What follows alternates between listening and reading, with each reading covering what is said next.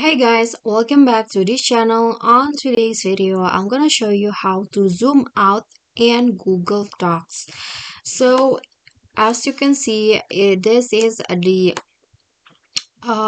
my Google Docs and I want to zoom it out. So if you want to zoom out, you can just go to the zoom option at the top right here and choose the percentage that you want. For example, if you want to zoom out, you just need to choose the smaller percentage, for example like this, so that you can see the whole page of your Google Docs file.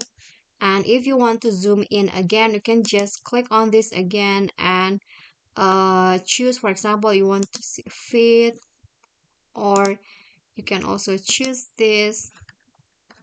Yeah, so I think that's all. That's so easy. That is how you can zoom in or zoom out in Google Docs. I hope this video is helpful to you. If you like the video, please don't forget to click on the thumbs up icon, leave a comment, and also subscribe to our channel. See you on the next tutorial. Bye.